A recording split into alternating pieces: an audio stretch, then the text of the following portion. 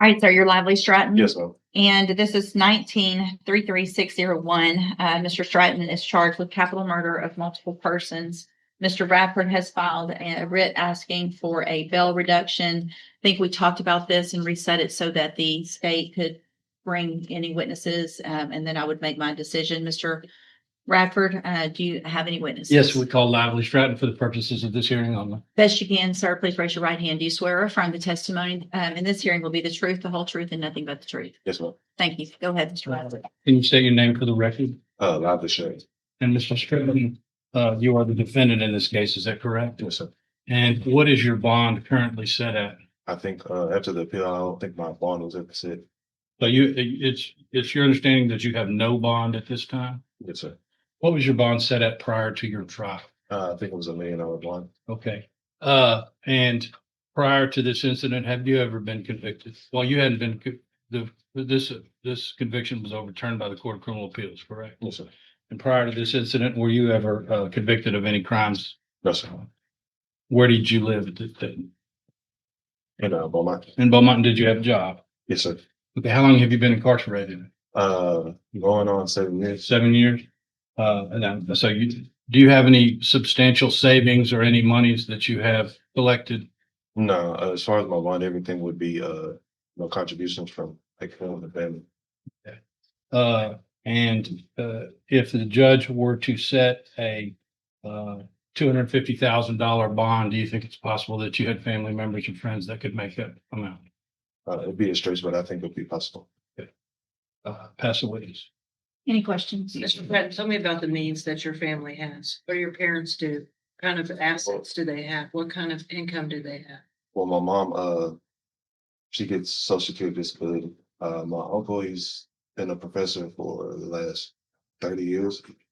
So I'm pretty sure he's got a good amount like saved up in travels and stuff like that. Do your parents own their homes? No, ma'am. Do they have cars?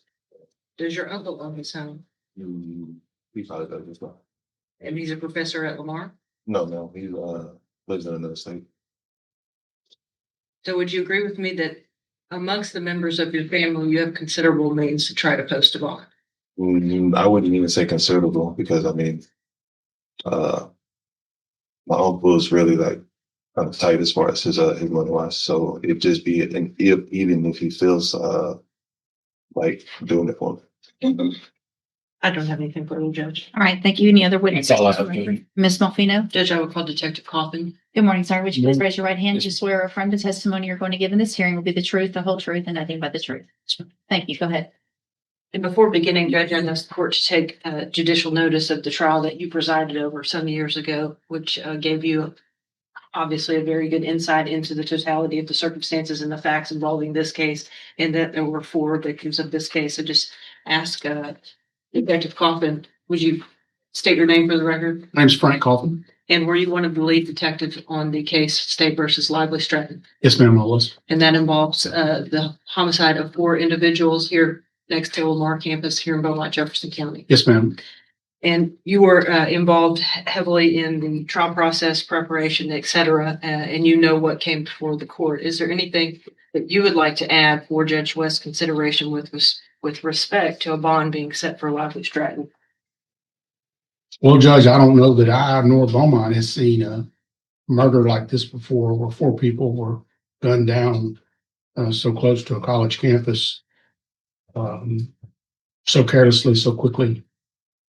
And I can't recall anything like that before. So I think that in itself states that's a significant event as far as murder is concerned. Detective Coffin, based on all of your years of training, experience, investigation of homicides, et cetera, do you feel like Lively Stratton presents a significant threat to the community of Beaumont if he is released? Significant threat. And do you feel like based on the totality of all these circumstances, there's a great likelihood of his flight if he is released possibly? I would imagine that there would be, if knowing what he's faced with, knowing the amount of time that he'd already been sentenced to prison, the time that he can be sentenced again, there's no upside to not leaving. I don't have anything further, Judge, unless the court does from the detective. I just have a couple of statements for argument. Okay, no, thank you. Thank you, sir. Judge, Oh, you yeah. have to ask questions. I'm sorry. Detective Coffin, you testified at the trial, is that correct? No, I didn't. You did not? Did you observe the trial? I did. Okay. Well, no, I did not. So you Sorry. didn't, so you didn't watch the trial and you didn't testify at the trial? No.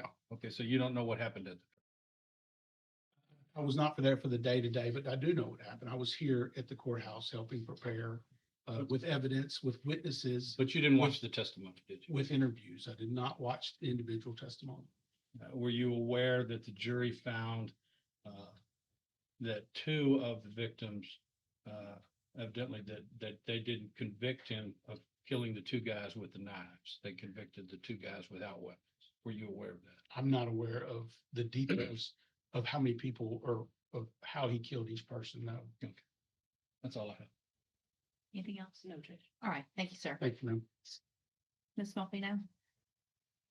Judge, I would ask for a bond in this case that is equal with what the facts of this case are, with the fact that we have 4 homicide victims. I think an ask of $250,000 is extremely low. I think it's offensive to the court to ask for a number like that for all 4 individuals, maybe $250,000 per individual. So that's back at the $1 million bond that he was originally set on. The court, unfortunately, is required to set bond on multiple murders in Jefferson County on a quite frequent basis these days. And I think something in excess of $1 million is more than a reasonable ask in this case. Thank you, Ms. Malvino. Mr. Radford? Yes, I would point out that the jury did find that there was evidently self-defense in 2 of the victims and that there was an error in the charge and that a new jury may find a different result based upon a new jury charge that should have been propounded to the jury. I think that the court should set a reasonable bond in this case. All right. So, taking into account the testimony of the prior trial that I did preside over and argument by counsel, I'm going to grant the writ and set bail. I am going to find that bail in the amount of $1 million is appropriate for the nature of this offense and in line with what I know about the case and the argument. What if there was bond made, there would be a GPS monitoring device required and house arrest. I would obviously, if that bond was made, need to know what that address would be. And then we will get the case set for an announcement and then move it to the trial as quickly as any of you guys are ready to do that. Do we have a discovery? And Judge, I do have an update while we're here on it. Sure. With respect to discovery, Ms. Mayfield was very diligent in going through what we had, what we were able to locate on some thumb drives that we had made as just a backup in this case. Obviously, with the age of the case, et cetera, the court is aware of some of our hurdles we've had in recreating this massive file. Basically, we've also been working with Detective Coffin and BPD to make sure that we can get everything that is available to us to provide to Mr. Radford. I have done a spreadsheet type itemization of the media that I believe is there. What I would ask so that counsel and I are on the same page and make sure we both have the same things is that he would go through and itemize this in comparison with mine and make sure he can let me know if he feels like there's anything that's missing. I will do the same now with this media itemization. I will go through and compare it to the hard copy file itself and cross over and make sure that we're not missing anything. But I do have 2 flash drives to turn over to him today. I also have spoken with multiple family members. And when the court has a little bit of a slower period towards that first part of March, we have meetings set up to meet with the family. I feel like I'm in constant contact. Okay. All right. So yeah, if you guys will go through that, if there's any issues that you need me to get involved with for any reason, just let me know. Do you anticipate the time to go through some of that to get closer to where we need to be longer? You want to do a little longer? Yes, ma'am. I've got 2 big trials coming up in Orange, one at the end of this month and one at the end of February. What I'll do is 60 days and let's just see where we get, start going through that media. We do the end of March. Is going to be going in April.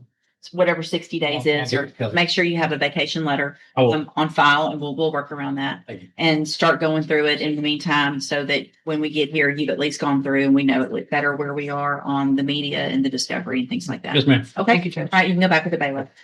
Thank you, Detective. And I don't have an order. If you can send an order over, please.